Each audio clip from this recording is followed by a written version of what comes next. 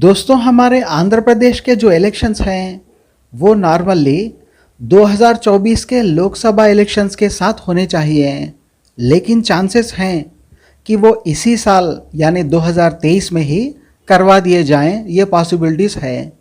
अब यहाँ पर वाईएस जगन साहब और चंद्रबाबू नायडू जी के बीच में एक ज़बरदस्त कंपटीशन देखने को मिल सकता है, क्योंकि दोनों ही अपने अपने तरीके से काफ़ी अच्छा काम किए हुए हैं। चंद्रबाबू नायडू जी ने इन्फ्लेशन को काफ़ी अच्छे से संभाला था। बिलो पावर्टी लाइन लोगों के लिए उन्होंने काफ़ी सोचा था। उनके टाइम पर उन्होंने अन्ना कैंटीन्स भी बनाई थी, जिसमें गरीबों के लिए सिर्फ 5 रुपये में ही नाश्ता उन्होंने उपलब्ध करवाया था। और वाईएस जगन साहब भी अपने स्टाइल से काम कर रहे हैं। वो इन्फ्लेशन को रोकने में तो ज़्यादा ध्यान नहीं दे रहे, लेकिन वो यूथ को जॉब्स बहुत ज़्यादा दे रहे हैं। उन्होंने गली गली में सचिवालय खोल रखे हैं, जिसकी वजह से काफ़ी सारे यूथ्स को जॉब मिले हैं। तो दोनों ही अपने अपने स्टाइल से काम कर रहे हैं। चाहे जो भी जीते, ज़्यादा फ़र्क नहीं पड़ेगा, दोनों ही अच्छे से काम कर रहे हैं।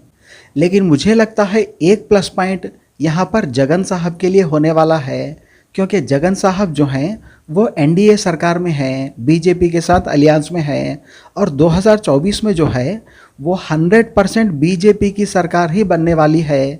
तो आंध्र प्रदेश की जनता जो है वो ये सोचेगी कि स्टेट में हम उसी पार्टी को जिताएंगे जो सेंट्रल पार्टी से अलियांस में होगी। क्योंकि रिसेंटली हमने देखा था कोरोना के टाइम पे, जब कभी भी वाईएस जगन साहब ने मदद मांगी, मोदी जी को वैक्सीन्स प्रोवाइड करवाने पड़े क्योंकि हम एनडीए में हैं। तो अगर नीचे अलग गवर्नमेंट और सेंट्रल गवर्नमेंट उसके ख़िलाफ़ हो तो मदद मिलनी मुश्किल हो जाती है, ये बात सभी को पता है। तो इसीलिए एक प्लस पॉइंट ज़रूर रहेगा जगन साहब के लिए कि भाई ये एनडीए से अलियांस में हैं, अगर ये रहें तो सेंट्रल वर्क भी जो है वो काफ़ी अच्छे से हो जाएगा।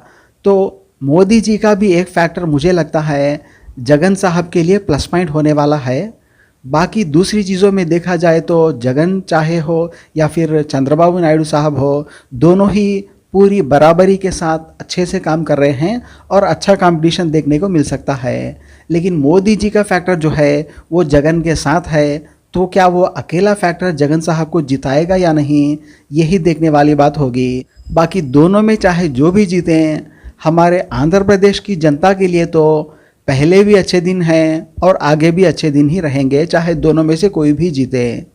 Thank you so much guys.